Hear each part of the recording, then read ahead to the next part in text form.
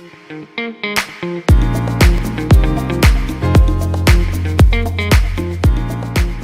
next important question is, how do you sort out sales tax? And we have an expert on sales tax in our midst, James Bright from Avalara. Would you like to come to camera and talk to us a little bit about the nightmare, or that is no longer the nightmare, that is US sales tax? Sure. Hi, Mark. How you doing? Good afternoon, everyone. Nice to be with you. So my name's James Bright. I'm from Avalara, and we specialize in helping our customers manage their US sales tax compliance. We also help with other transactional tax compliance processes, but obviously we're talking about the US today. So I just wanted to talk through some key factors when it comes to US sales tax. So I'm just going to do a brief presentation for us. And I know some of you may have encountered US sales tax in the past, but some of you may have very little knowledge of US sales tax. And if you're thinking of expanding into the US, then it's something that you're going to come across more and more often. And really the rule of thumb is, whilst US sales tax is complex, it's a nice problem to have, because if you can obviously unlock the US market, you're probably going to be doing pretty well. And as long as you're compliant and have a process in place, you'll be fine. But with that said, I'd like to walk you through just some of the basics. So just introducing US sales tax as a concept, it's somewhat similar to VAT here. It's collected by the seller, paid by the buyer in the sort of the transaction process. And nearly all of the US states collect sales tax. There's 5 that do not.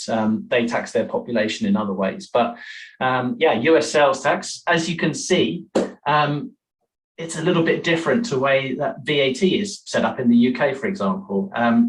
It really is quite bizarre. It's a very complex tax regime. And yeah, there is over 14,000 different taxing jurisdictions, of which containing over 35,000 different rates of sales tax. And just to add some complexity there, 20% of those rates are liable to change on a monthly basis. Now, that's going to cause a bit of a headache for companies who are selling across the US. And in order to be compliant and get the all-important tax calculation correct, we help with software, as you probably would have guessed. But whilst we're on the subject of sales tax and how it relates to your business, it all comes back down to what's known as nexus. Okay, so you may have come across this before, but really nexus is just a fancy way of describing the connection between your company and a particular state. Now, you can have 2 types of nexus, really. You've got physical nexus and economic nexus. And really physical nexus, simply explained, would be along the kind of example if you had stock in a warehouse in a particular state. Let's say you're using a warehouse in Florida. You've got physical presence because you've got stock there. So the basics are you have to register, and then for all the sales that you make into Florida, you have to collect the correct rate of sales tax. And then, of course, you have to file that tax with the state and so on. But also, there are other different business activities that can trigger nexus. Could be the attendance of trade shows. It could be the presence of staff. It's quite wide ranging. But also where it's kind of more relevant to companies who are not based in the US, UK companies, for example, would be economic nexus. So each state has its own threshold. And as a rule of thumb, most of them kind of operate on a transactional threshold of 200 orders or $100,000 in sales. Now, some states do vary from that rule, but as a rule of thumb, that's a kind of a good place to start. And we explain all of that on our website, so it's obviously useful to have a look at if you're targeting any particular states. But really, where economic nexus is relevant is because it's not always been in place. I mean, it wasn't that long ago. It was only physical nexus that was really the key driver to a company having to be compliant with sales tax. And, this little stat here is just an interesting finding that I found in some research that Prior to the Wayfair decision, which I'll tell you about in a moment, prior to the Wayfair decision in 2018, the Accountability Office of the United States came out with the fact that there's a lot of revenue left on the table in terms of sales tax revenue. So that was kind of one of the key drivers which led to the Wayfair decision. Now, again, some of you may have heard of this, but this is really the key legislation, which is the reason why you, as a company not based in the US, have to comply with sales tax law if you are deemed to have nexus.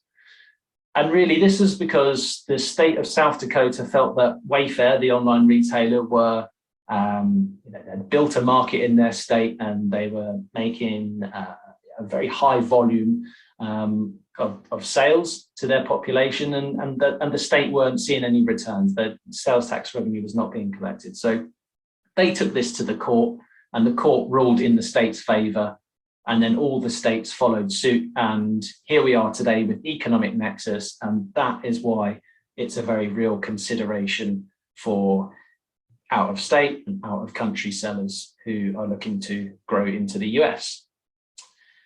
So just as an example of, I was talking about the calculation side of things earlier, how many different rates of tax there are. And here we have a tax map of the US. And sometimes we kind of use this as an example just to highlight the complexities of some of the more populated areas, shall we say. So here we've got an example of in Denver, which is a kind of notoriously known as a difficult area when it comes to taxes. It's got so many tax jurisdictions within its city. And here we can see there's two customers.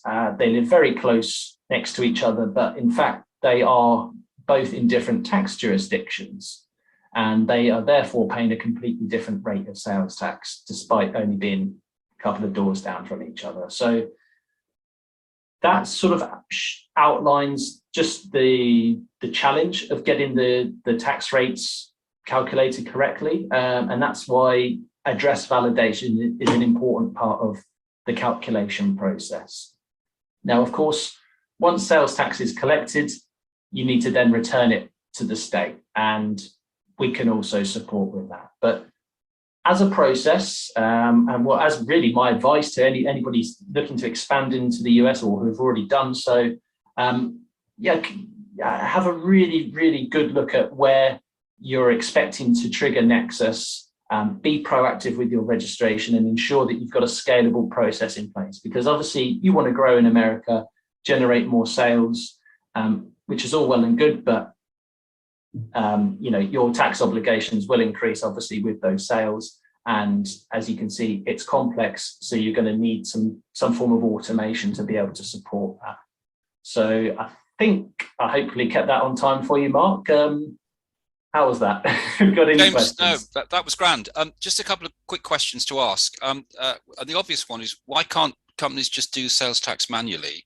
And therefore, why is automation important? Sure. Okay. So, I mean, there are companies out there who will have a kind of a manual process, but it won't be scalable. They perhaps are using tax table information, which is kind of outdated information, and it's not the best route in order to be compliant. And anybody from a company who is doing that from the finance team will say that they'll tell you that it's going to take a lot of time and certainly going to be prone to error. So like anything in this life, automation is your friend.